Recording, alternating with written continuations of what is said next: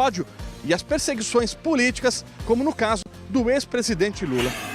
Desde o dia 6, alunos da Unifesp do campus de Diadema estão em greve pela permanência do programa de auxílio para estudantes, que está ameaçado com o congelamento dos gastos do governo federal.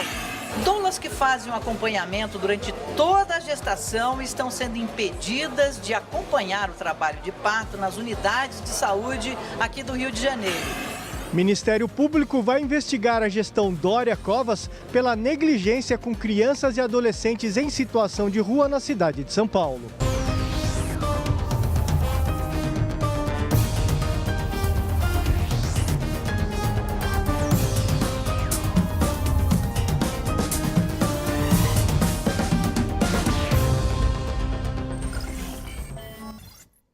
O CNDH, Conselho Nacional de Direitos Humanos, realizou hoje em Brasília um debate sobre o aprofundamento do estado de exceção e da judicialização da política no Brasil. A entidade culpa as ações conservadoras de cortes sociais do governo Temer como responsáveis pela divisão do país e as perseguições a lideranças políticas. O debate na Defensoria Pública da União foi solicitado pelo ex-presidente do Conselho Nacional de Direitos Humanos, Darcy Frigo, que representa a plataforma Desca Brasil, junto com outras instituições como o CIMI, o Movimento de População de Rua, o INESC e a CUT. Foi apresentado um resumo da situação do país, com base em dados gerais colhidos desde o impeachment de Dilma Rousseff. Entre as conclusões, a de que o atual governo promoveu a divisão do país com o discurso de ódio. No campo social e econômico, foi constatada a queda de renda do brasileiro e a piora de serviços públicos básicos, com a implantação da emenda constitucional do teto de gastos. Entre as maiores vítimas, as mulheres, as crianças e os mais pobres, negros e de periferia. A violência, também crescente, foi citada como um dos sintomas da atual situação. Vem no contexto do estado de exceção, em que você destrói todas as garantias, principalmente ligadas a direitos sociais, direitos humanos das populações que foram vulnerabilizadas, que vivem na pobreza. Nós tivemos um aumento do ano passado para cá dos índices de pobreza e miséria que superaram 11% de 2016 para 2017, o que é muito grave, e isso é reflexo de todas essas políticas de austeridade fiscal. Nesse momento em que se polariza muito o debate, o discurso de ódio está cada vez mais acirrado e muitas vezes até tem sido perpetrado até mesmo pelas pessoas que deveriam atuar no seu munus público, combatendo e enfrentando o discurso de ódio. Então, o Conselho Nacional de Direitos Humanos está levando esse compromisso para que o nosso debate democrático, no nosso Estado Constitucional de Direito, seja preservado. Os movimentos também criticaram as leis de terceirização e a reforma trabalhista como objetos de repressão às classes mais baixas.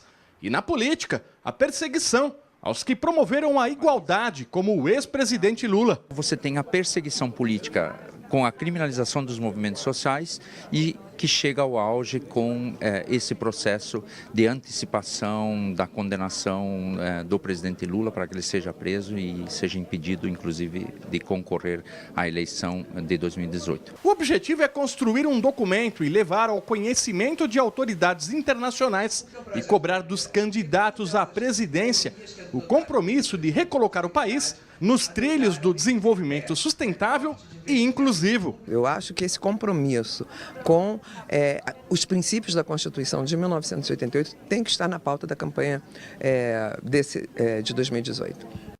O Instituto Vox Populi registrou uma nova pesquisa sobre sucessão presidencial. E ao contrário do Datafolha, que faz simulações com vários nomes alternativos do PT e até sem nenhum candidato petista, o Vox Populi reconhece que o PT já tem uma candidatura oficializada, a do ex-presidente Lula. Como a prisão não impede que ele seja candidato, Lula será testado em todos os cenários. O PT deve registrar a candidatura a Lula no dia 15 de agosto. A presidenta do partido, senadora Gleice Hoffmann, declarou que não cabe ao Datafolha tentar substituir a Justiça Eleitoral. E alvos de investigação da Lava Jato têm crimes abrandados para que possam participar das próximas eleições. A análise é do comentarista político José Lopes Feijó. Um delegado da Polícia Federal, após a prisão do ex-presidente Lula, condenado por uma sentença injusta pelo juiz Sérgio Moro por uma propriedade que não pertence ao ex-presidente, declarou: agora é a hora de investigar figuras de alta plumagem do PSDB, do Alto Tucanato, e também o presidente ilegítimo Michel Temer. Foi imediatamente advertido pela sua chefia de que ele não podia fazer esse tipo de pronunciamento. Está na iminência de ser punido. Será que, se fosse contra figuras do PT, esta advertência, esta possibilidade de punição existiria? Não é o que aconteceu até agora. Um delegado da Polícia Federal do Paraná, presidente do Sindicato dos Policiais Federais daquele estado, quer que o presidente Lula seja transferido para uma prisão isolada, aonde a militância, aonde os manifestantes que protestam contra a prisão injusta do ex-presidente não possam chegar. Enquanto isso, mais um mito produzido em torno da Lava Jato cai por terra. Ontem eu falei aqui do mito, da fantasia de que rico vai preso no Brasil, mostrando que os ricos que foram presos estão todos soltos. Agora cai por terra o mito da imparcialidade, de que a Lava Jato atingiria a todos por igual. A Procuradoria-Geral da República e uma juíza determinaram que o processo em que o ex-governador Geraldo Alckmin, agora sem foro privilegiado, ao invés de ir para a Lava Jato, seja investigado, seja mandado para a Justiça Eleitoral por investigação de Caixa 2. Um crime de menor gravidade e que no Brasil até hoje não puniu ninguém. Significa que o governador, acusado pela Odebrecht de ter recebido propina, vai disputar com tranquilidade a eleição presidencial de 2018.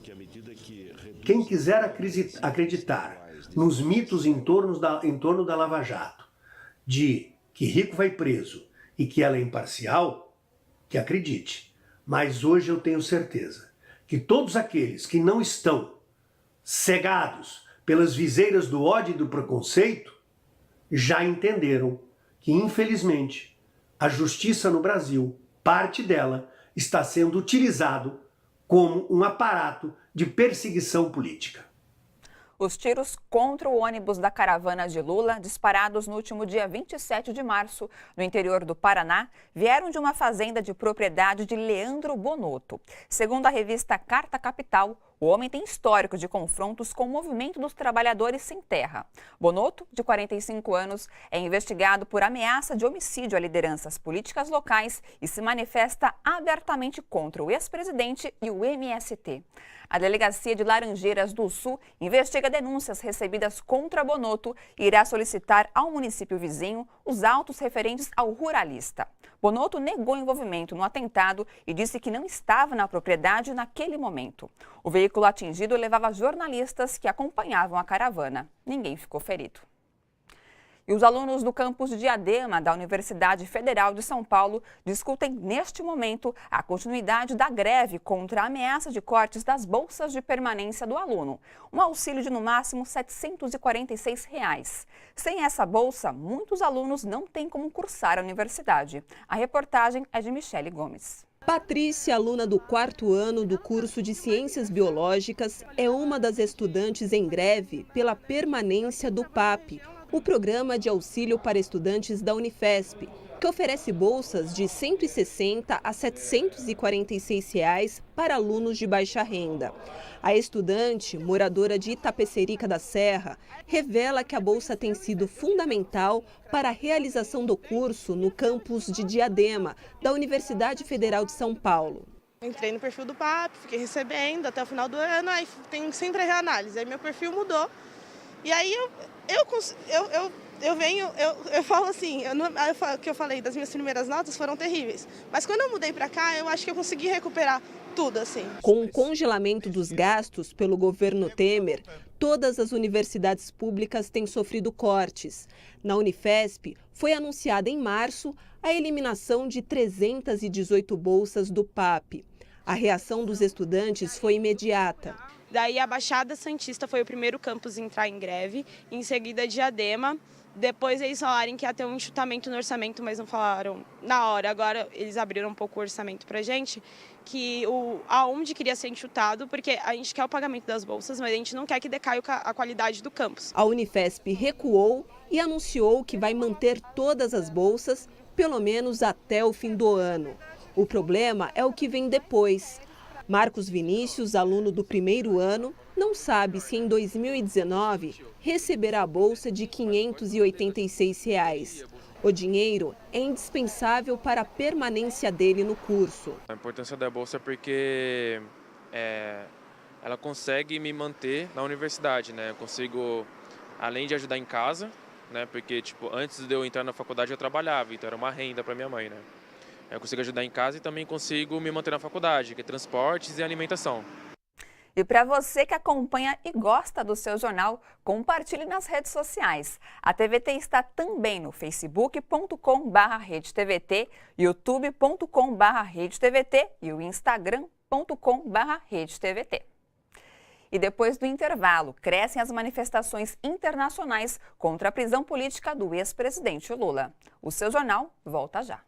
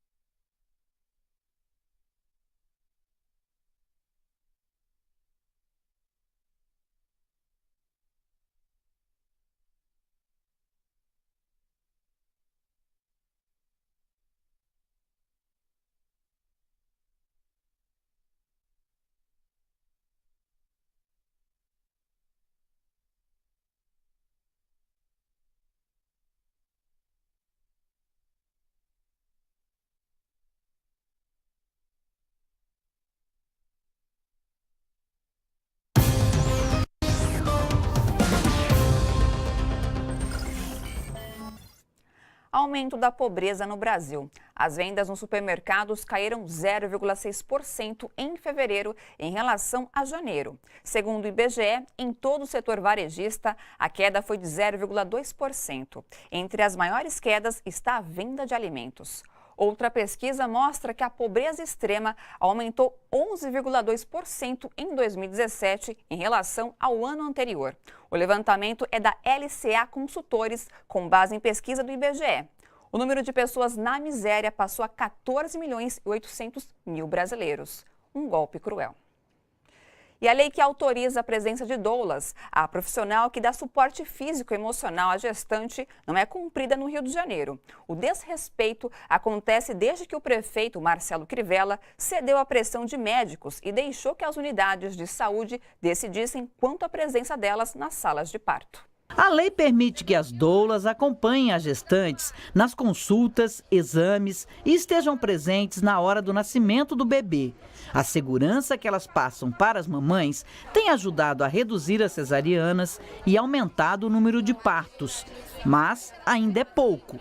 O Brasil está no topo de uma estatística que não é nada boa para as mães que sonham em ter o bebê com o parto normal. Pelo menos 52% dos casos ainda resultam em cesarianas, quando a Organização Mundial de Saúde recomenda que esse índice não ultrapasse aos 20%. Esse hospital aqui em Acari já chegou a ser referência, mantendo uma equipe própria de acompanhamento das gestantes. Mas recentemente esse trabalho foi interrompido. Uma delas foi barrada na portaria, no momento em que a mãe mais precisava da presença dela na sala de parto. Jéssica conta que na hora em que Bia nasceu, o médico autorizou apenas a entrada do pai. E a doula Juliana, que acompanhou toda a gravidez, teve que ficar de fora. Não queriam deixar que ela entrasse, porque se ela entrasse, ele teria que sair. Mas não é o que a lei diz. Então, eu fiquei lá com meu marido esperando que ela entrasse umas 2 horas até ela conseguir entrar. E naquele momento ali não pude ficar, então é ruim para mim, né, que estava fazendo um trabalho que é interrompido, e é ruim para ela porque a gente criou um vínculo, ela sabia que eu estaria com ela naquele momento, e fica mais fragilizada ainda, né, por ter o seu direito negado. O diretor da maternidade reconhece a resistência de médicos ao trabalho das doulas e diz que esta é uma questão cultural que deve ser revertida. As doulas, elas não são profissionais do parto, elas são mulheres que estão ali para dar apoio a mulheres em trabalho de parto. Eu as vejo como aliados, eu não consigo entender como elas podem ser vistas de outra forma. É claro que há uma cultura obstétrica nesse momento, com uma tensão entre diferentes atores envolvidos em relação ao parto. Existe uma lei que preconiza isso, eu respeito muito a evidência científica. E a evidência mostra os benefícios da presença da doula durante o trabalho de parto. Nesse protesto, representantes da Associação de Doulas lembraram que elas não oneram o atendimento no sistema público de saúde, e sim garantem direitos e um parto humanizado. Sempre há uma desculpa, e a última desculpa é essa: mesmo tendo lei para que garanta o acompanhamento das mulheres por doulas, mesmo tendo lei que garanta o direito das mulheres a um plano individual de parto e ao direito ao parto humanizado, ainda assim esse direito é negado porque objetivamente não faz parte das prioridades ou das prerrogativas da gestão pública fazer com que esses direitos sejam uma prática cotidiana nas suas ações. Uma comissão na Assembleia Legislativa do Rio quer um levantamento em todas as unidades de saúde. O objetivo é fazer com que a lei seja cumprida. Eu fiquei convencido que eles vão consertar aqui. Só que a gente tem denúncia de 5 outras maternidades públicas e privadas que não cumprem a lei. Vamos para cima de uma por uma. Lei é para valer, parto humanizado, carinho, amor e respeito, cumpra-se. O Superior Tribunal de Justiça reduziu de 160 milhões de reais para 160 mil reais o valor da indenização que o Banco Itaú terá que pagar em uma ação coletiva. O banco foi condenado por contribuir para situações de superendividamento em massa dos consumidores ao oferecer de forma indiscriminada produtos como cheque especial e cartão de crédito. Os ministros da 4ª turma do STJ consideraram exorbitante o valor estabelecido pelo Tribunal Paranaense. Eles alegaram não ter sido possível demonstrar que a quantia corresponde aos danos pretendidos. Por isso, reduziram a indenização, algo que raramente o banco faz com seus clientes. Veja agora outras notícias que foram destaque nesta quinta. Milhares de sul-africanos lotam o estádio de Orlando, em Joanesburgo, para prestar uma última homenagem a Winnie Mandela, ícone da luta contra o apartheid e ex-esposa do presidente Nelson Mandela. Winnie faleceu no dia 2, aos 81 anos. A África do Sul decretou luto nacional até sábado, dia do funeral oficial. O presidente francês Emmanuel Macron diz possuir provas de que o regime sírio utilizou armas químicas em um ataque perto de Damasco. A ação resultou na morte de 49 civis. Durante a entrevista a uma TV francesa, Macron também falou que tomará providências no devido tempo, ao lado dos Estados Unidos, sobre possíveis ataques à Síria. Papa Francisco reconhece graves erros de avaliação ao negar a responsabilidade do bispo Juan Barros e de outros padres nos casos de abusos sexuais no Chile. Em uma carta enviada aos bispos chilenos, o pontífice pediu perdão e prometeu se encontrar com as vítimas. O Papa enviou o documento depois de receber o relatório do bispo maltês Charles Cicluna, que foi até o Chile, em fevereiro, investigar as acusações.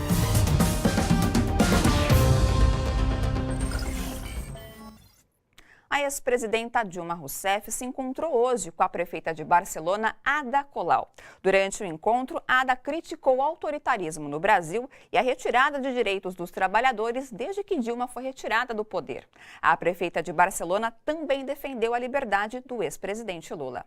Ainda na Espanha, o ex-primeiro-ministro Felipe González afirmou que a condenação de Lula fere a democracia no Brasil. O premier ressaltou ainda que o ex-presidente deveria se candidatar à presidência, já que a ausência dele nas eleições deixaria uma parte da população brasileira órfã de representatividade. E aumenta a cada dia as manifestações pelo mundo em defesa do ex-presidente Lula. O nosso comentarista internacional, Flávio Aguiar, acompanhou um ato hoje em Berlim, na Alemanha. Cerca de 60 pessoas participaram do ato em frente à Embaixada do Brasil na capital alemã. Brasileiros, argentinos e alemães se juntaram para protestar contra o assassinato da vereadora Marielle Franco e para exigir a liberdade do ex-presidente Lula. Eu estou principalmente aqui pela democracia, contra o fascismo, pelas ilegalidades que estão acontecendo nesse processo, né, desde o impeachment, e contra o desmantelo da educação, contra o assassinato da Marielle e dos jovens negros e do Anderson.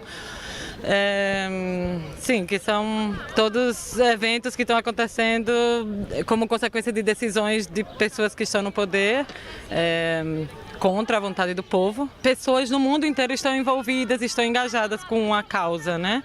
Então, assim, quanto mais cidades forem representadas, né? Teve gente na Suécia, na Inglaterra, em Portugal, na Espanha, em vários países da América Latina. Eu acho que é importante a gente aqui de Berlim também dar a nossa colaboração. Lula livre! Liberdade para Lula! Freiheit für Lula! Troquem Lula pelo Temer. Democracia. Lula livre. Eleição sem Lula é fraude. Lula livre. Não a ditadura militar. Ganha força em todo o mundo a ideia de que Lula, um prisioneiro político, deve ser libertado. E para falar sobre esse assunto, a gente vai conversar com o advogado Fernando Ideu. Boa noite, Fernando. Seja bem-vindo aqui no seu jornal. Boa noite. Mesmo em tempos sombrios, sempre uma alegria estarmos juntos aqui. Obrigada mais uma vez pela presença. E, Fernando, para a gente começar aqui o nosso bate-papo, por que a prisão do ex-presidente Lula é considerada política? Bom, Lula é um prisioneiro político e a gente pode dizer isso basicamente por duas razões. Em primeiro lugar, porque o processo dele é injusto, é repleto de ilegalidades. Em segundo lugar, porque o tratamento conferido a ele é diferente do tratamento conferido aos demais políticos e cidadãos que estariam na mesma situação. Então, em primeiro lugar, por que é um processo repleto de ilegalidades? Desde o primeiro ato, quando ele foi conduzido coercitivamente, sem qualquer previsão legal, que é um sequestro, na verdade, né? Foi sequestrado lá às 6 horas da manhã, levado para a Polícia Federal para prestar depoimento sem conhecer o processo, até o último ato, que foi agora a prisão dele, relâmpago, repassando aí por todos os atos do processo, a investigação, vazamento ilegal de áudio de uma presidenta da República em exercício com ele, a denúncia sem qualquer fundamento com base em convicções, o indeferimento de provas durante o processo, a sentença que condena o sujeito por um crime diferente do que foi imputado a ele na acusação, o acórdão, julgamento da apelação pelo TRF lá de Porto Alegre, TRF4, quando eles julgam a apelação diferente da sentença e diferente da denúncia por uma nova situação, até agora, no julgamento aí do habeas corpus no Supremo Tribunal Federal, quando se nega de novo, num voto assim, né, que a gente poderia ficar falando o programa inteiro sobre o voto da ministra Rosa Weber, a incoerência dela, mas é uma situação totalmente de pressão do Supremo Tribunal Federal, que acaba com a presunção de inocência e, por fim, cumprimento relâmpago pelo juiz Sérgio Moro, lá de Curitiba, determinando a prisão. Então, repleto de ilegalidades, cheio de ilegalidades, mas não é só isso. Não é só isso. Além da ilegalidade, porque todo mundo fala não tinha prova, foi condenado sem prova, é verdade. Mas é pior do que isso, porque os demais políticos e demais autoridades, demais cidadãos em situação idêntica a ele, têm um tratamento diferente. É isso que demonstra o processo penal de exceção, a seletividade política. Então, o elemento político está presente nessa, tanto na ilegalidade quanto na seletividade. Diversos políticos foram acusados, contra diversos políticos existem muito mais provas. Existe vídeo, existe extrato bancário, existe mala de dinheiro, existe delação, como tinha essa, e para os outros, não. Para os outros, às vezes, a gente teve agora o caso do Geraldo Alckmin recente, o Ministério Público Federal pede para mandar para eles não, mandam para a Justiça Eleitoral. Então, todos, essa seletividade está presente. Rapidez também, exato, né, Fernando? Exato, o elemento temporal, né? Passa o julgamento da apelação na frente, passa a execução da pena na frente. O elemento político, a perseguição política é muito clara. Óbvio ali, né? Escrachada ali para todo brasileiro. Ninguém perderam até a vergonha, perderam a vergonha na cara. Hoje em dia é escrachado mesmo. E, Fernando, imputar crime comum ao prisioneiro político é uma característica do estado de exceção, na sua opinião? Olha, o ex-presidente Lula, acho que ele captou muito bem a essência dessa perseguição quando ele disse que ele não era um ser humano, mas uma ideia. E é verdade.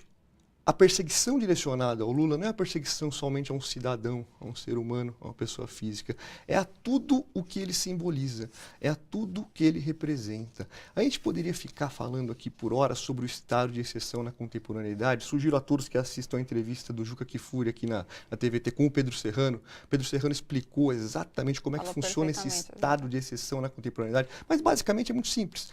O autoritarismo no século XX, o autoritarismo tradicional, né? Aquele estado de exceção tradicional, nazismo, fascismo, bonapartismo até antes, caracterizam pela força do poder executivo que suspende os direitos e passa a governar com atos de exceção. O governo muito forte. No século XXI, esse estado de exceção se revela por medidas de exceção. É um sistema de justiça que frauda a Constituição. Então não temos um governo de exceção forte, temos um sistema de justiça que esvazia de sentido a Constituição Federal e passa a aplicar medidas de exceção. E o processo penal de exceção é a face mais cruel dessas medidas de exceção. Então, pega-se um inimigo, né? Pode ser tanto inimigo do poder econômico explícito, que sempre foi pobre, o poder econômico sempre criminalizou o pobre.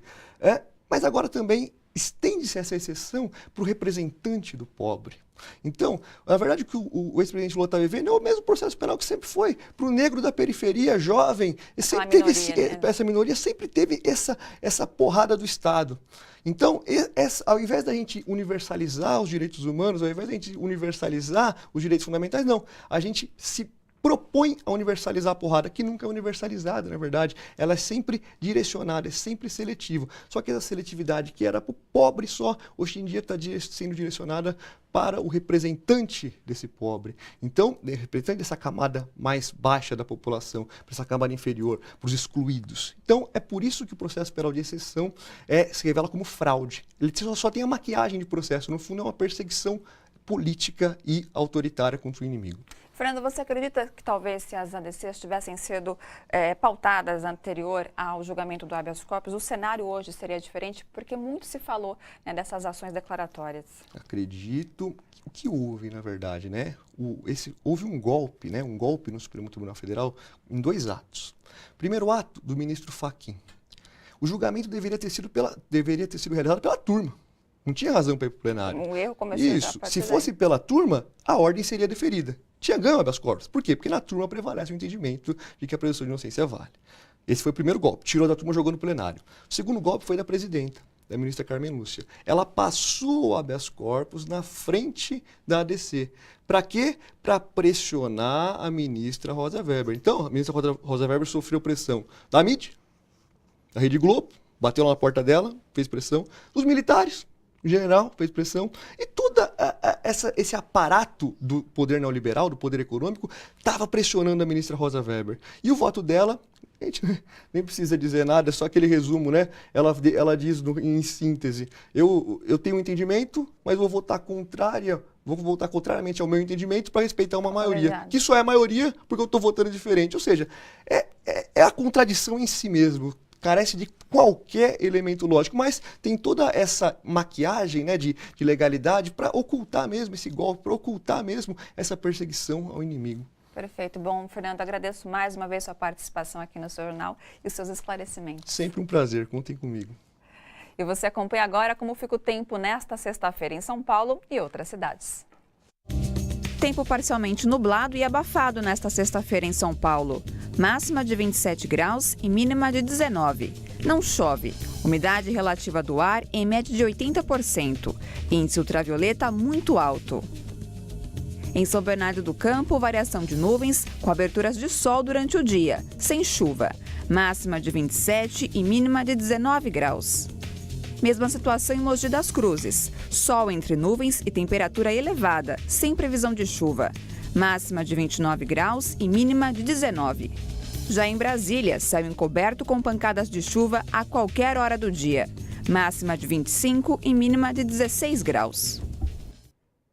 E para você que acompanha e gosta do seu jornal, compartilhe nas redes sociais. A TVT está também no facebook.com/RedeTVT, youtube.com/RedeTVT e o instagram.com/RedeTVT. Depois do intervalo, as últimas notícias de Curitiba, onde milhares de pessoas defendem nas ruas o ex-presidente Lula. O seu jornal volta já.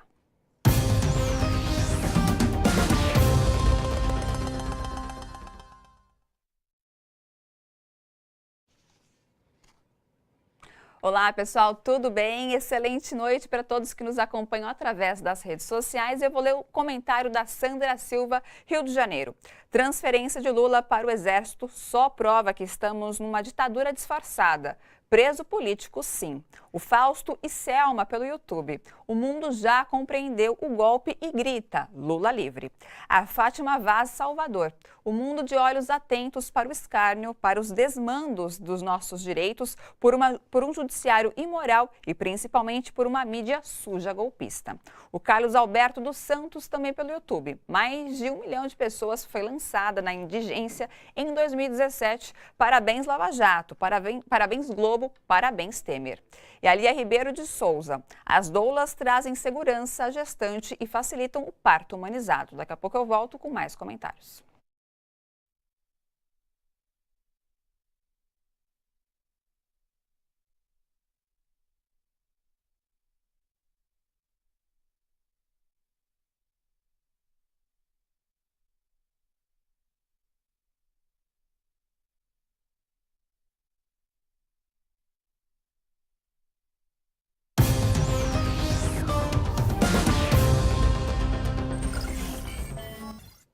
Neste momento, acontece um ato político no acampamento Lula Livre, em Curitiba. Participam lideranças políticas, entre elas a presidenta do PT, senadora Gleice Hoffmann. Vamos acompanhar imagens ao vivo, direto da capital paranaense. Também de 2 anos daquela patética votação, daquele show de horror que foi o início da admissibilidade do impeachment da presidenta Dilma, e também para protestar o assassinato do 19 sem terra no Eldorado dos Carajás há muitos anos, nem lembro agora quantos anos já faz. Quem fala agora é o Raimundo Bonfim, coordenador da Central de Movimentos Populares. Apontar o dia 17 como um dia de luta, uma jornada de luta, tendo como foco a questão do Lula livre. Aliás, a Central de Movimentos Populares acabou de realizar o seu 6º Congresso Nacional, do qual eu fui eleito coordenador nacional, e nós aprovamos que a prioridade número 1, a batalha mais importante nesse momento é a nossa luta por Lula livre. Não tem nada mais importante nesse momento. Todas as nossas lutas da moradia, da saúde, da educação, por salário, por emprego, por renda, tem que estar subordinado à luta por Lula livre. Porque o Lula preso... E apoiadores do ex-presidente e deputados federais estiveram hoje no acampamento Lula Livre, em Curitiba. Foi um dia importante porque, pela primeira vez, Lula recebeu a visita de filhos e de um neto. De Curitiba, mais informações com o repórter André Vieira, da Telesur. Boa noite a vocês que sintonizam o seu jornal aqui na TVT. Nós falamos diretamente do acampamento Lula Livre na cidade de Curitiba. O dia de hoje foi marcado pela primeira visita de familiares ao ex-presidente Lula. Por volta das 10 horas da manhã, 3 filhos e um neto estiveram aí até 1 da tarde visitando o ex-presidente. Essa é a primeira visita, mas não é a primeira tentativa. Lembremos que na última terça-feira um grupo de 9 governadores de diferentes estados do Brasil tentou visitar o ex-presidente, mas foi impedido esse grupo por meio de uma decisão judicial. Aqui no acampamento o dia foi marcado pela visita do jurista Gessé de Souza, autor do livro A Elite do Atraso, que esteve aqui conversando com os que ocupam nesse momento esse espaço do acampamento Lula Livre. No dia de hoje também foi marcado pela visita dos deputados Henrique Fontana, Enio Vieira e Carlos Zaratini. Quando é época de chuva, ninguém segura, companheiros e companheiras, e nós vamos transbordar o rio e eles vão ter que libertar o Lula, para o Lula voltar a fazer política aqui do nosso lado e no dia 7 de outubro votar Lula, presidente do Brasil, de novo, companheiros e companheiras. Por isso, minha gente, eu quero dizer o seguinte, nós estamos aqui nesse acampamento. Esse acampamento hoje está sendo olhado pelo Brasil inteiro. O Brasil inteiro está de olho. Não só o Brasil, o mundo inteiro está de olho naquilo que a gente está fazendo aqui. Está todo mundo preocupado com a situação do Lula. E aqui tem que ser a nossa tribuna. Mas essa tribuna tem que se multiplicar. Tem que se multiplicar em todas as cidades do Brasil. Nós temos que constituir os comitês Lula Livre. Nós temos que constituir os comitês pela democracia. Nós temos que armar uma grande frente popular e democrática para a gente derrotar de uma vez essa burguesia nojenta que tomou conta do Brasil. As atividades do acampamento Lula Livre seguem de maneira permanente. Segundo os organizadores, eles permanecerão aqui durante todo o tempo que o ex-presidente Lula cumpra essa decisão judicial aqui na cidade de Curitiba. Eles exigem a imediata libertação de Lula da Silva, pois denunciam que Lula foi condenado em um processo sem nenhuma prova. O Ministério Público do Estado de São Paulo vai investigar as ações da Prefeitura Paulista voltadas às crianças e adolescentes em situação de vulnerabilidade social. O MP atende representação feita em dezembro de 2017 pelo CONDEP, Conselho Estadual de Defesa dos Direitos da Pessoa, que acusou a gestão do então prefeito João Dória de omissão e negligência. A reportagem é de João Miyagi. Crianças e adolescentes em situação de rua na cidade de São Paulo não recebem assistência adequada. Por isso, o Ministério Público do Estado vai investigar a efetividade das políticas públicas das gestões municipais de Dória Bruno Covas e da estadual de Alckmin Márcio França. Nós temos visto na atual gestão um agravamento da situação, cada vez maior a presença de crianças e adolescentes nas ruas, usando drogas e crianças também muito pequenas. Mas nas gestões anteriores nós já tínhamos esse problema, é um problema crônico da capital paulista, mas precisamos de prioridade para o atendimento de crianças e adolescentes, que é o que prevê a Constituição Federal Brasileira e também o Estatuto da Criança e do Adolescente. Segundo a pesquisa que provocou o pedido de investigação, quase 900 crianças e adolescentes estão em situação de rua e mais de 77.200 em situação de risco, sujeitas à exploração e abuso. Ainda segundo a pesquisa da ONG Visão Mundial, realizada no final de 2017, 27% dormem na rua e 41% pararam de estudar. Neia Bueno, do projeto Meninos e Meninas de Rua, afirma que a atuação da Prefeitura e do governo do estado em relação a esses jovens é muito fraca. Acontece um desmonte total dos programas que atendiam essa população, criança e adolescente em situação de rua, uma precarização do atendimento, né? E a lógica da higienização, pela atuação na Cracolândia, nos lugares onde se concentram criança e adolescente, nos grandes centros, no centro de São Paulo, a ideia é que você tem que fazer uma limpeza social. Nós precisamos de um conjunto de ações e que as organizações sociais que sejam contratadas e que já estão contratadas pela Prefeitura tenham realmente apoio para encaminhar essas crianças para abrigos, para encaminhar essas crianças para programas de recuperação da dependência de álcool e drogas e também apoio para que possam fazer um trabalho com as famílias dessas crianças e adolescentes, para que as famílias participem desse processo de reintegração. As entidades não governamentais fazem o papel do poder público, mas o ideal é que haja política pública para crianças e adolescentes em situação de rua, afirma Neia Bueno. A questão da criança e adolescente é imediato, não dá para demorar 2 anos, 3 anos, que a gente está demorando para fazer um plano municipal. Então tudo é muito moroso. Para o CONDEP, após a investigação do Ministério Público, espera-se que o município e o governo do estado melhorem a atuação. Eles serão intimados pelo Ministério Público, deverão apresentar o que estão já fazendo, o que pretendem fazer, qual é o planejamento a curto, médio e longo prazo, quais os recursos que estão sendo investidos nessas ações. E ao final desse procedimento, ou eles se comprometem, através de termo de ajustamento de conduta, a realizar ações efetivas, a implantar programas e serviços, ou se não, podem ser alvo de ações civis públicas, podendo os responsáveis, os gestores, até serem condenados por improbidade, por omissão, por negligência. Cerca de 5.000 servidores municipais de Florianópolis, em Santa Catarina, entraram em greve por tempo indeterminado. Eles exigem que o prefeito Jean Loureiro, do MDB, retire da Câmara de Vereadores um projeto de lei para entregar a gestão da saúde e da educação à iniciativa privada. Companheiros que concordam com a nossa entrada imediata em greve por tempo indeterminado até a retirada do PL da Câmara. Concordam com os braços? A paralisação foi decidida em assembleia realizada ontem. Os servidores municipais são contra a proposta da Prefeitura de contratar organizações sociais nas áreas de saúde e educação. O projeto de lei tramita desde sexta-feira passada na Câmara dos Vereadores. A Prefeitura alega que a gestão por OS custará menos aos cofres públicos.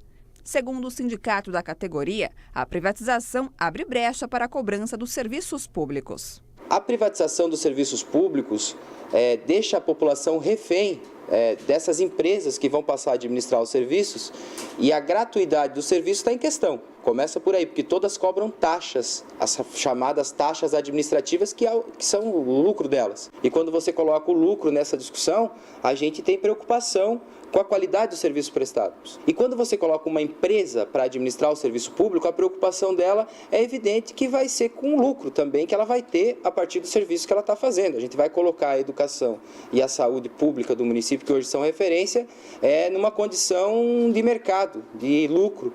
O sindicato quer que os vereadores ouçam a população sobre o tema. A gente já criou uma campanha para as comunidades, para que elas escrevam para os vereadores, para que eles não aprovem um projeto de maneira atropelada, que eles discutam com a sociedade e vejam a opinião das pessoas. Os servidores municipais se reúnem novamente amanhã para definir os próximos passos da greve. A luta por moradia é o tema do programa Melhor e Mais Justo de hoje. Dá só uma olhada num trechinho. Nós temos que buscar outras alternativas. E nós, quanto movimento, a alternativa é a moradia insurgente. Desde a década de 90, que a gente percebeu que o centro de São Paulo era totalmente habitável e estava vazio. Abandonado. Um monte de prédio vazio. Isso, então nós temos que ocupá-los. Agora, dentro dessa ocupação, não é uma ocupação desorganizada, é uma ocupação onde a gente também salienta que a moradia ela não pode ser um quadrado, ela não pode ser uma caixa onde o ser humano entra e sai. Ela tem que vir aquecida de outros serviços. Cultura, mobilidade, saúde, educação.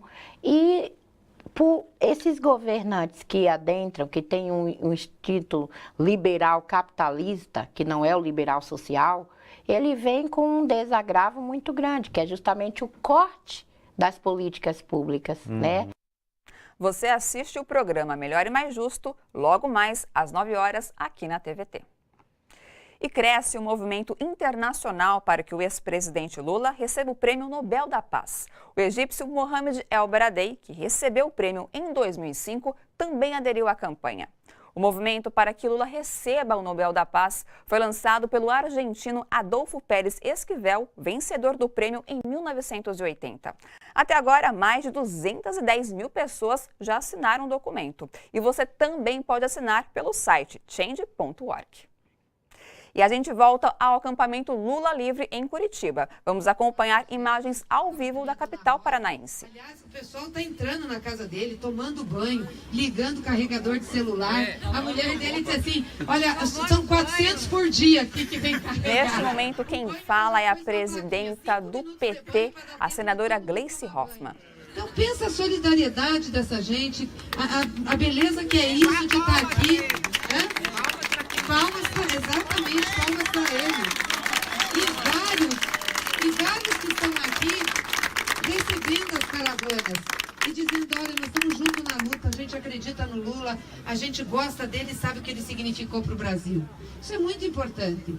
E tem também os vizinhos que estão chateados, que estão bravos, né? Porque, obviamente, você ter um acampamento na frente da sua casa não é a melhor coisa do mundo, né? O seu portão fechado, seu muro cheio de barraca, uma cozinha na frente da sala, de fato, não deve ser fácil. Eu, particularmente, também não acharia nada agradável.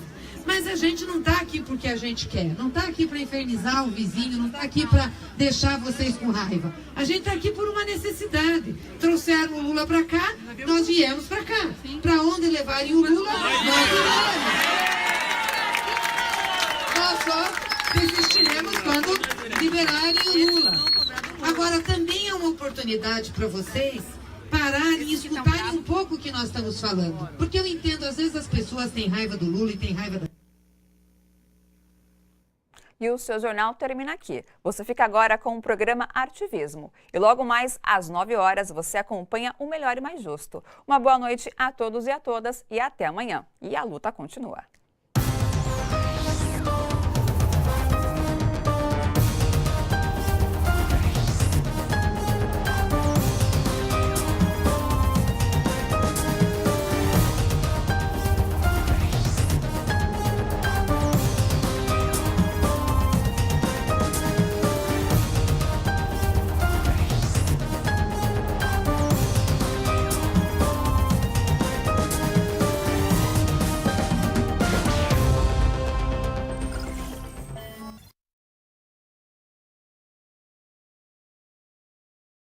Pessoal, de volta aos comentários e eu leio agora o da Cleni Diniz. Estamos na luta. Um grande abraço aos moradores de Curitiba que estão solidários. A Flávia Lula da Silva, de Fortaleza. Se essa luta não continuar, não irá sobrar nada para os brasileiros, a não ser baixar a cabeça para esses fascistas que querem a volta da ditadura.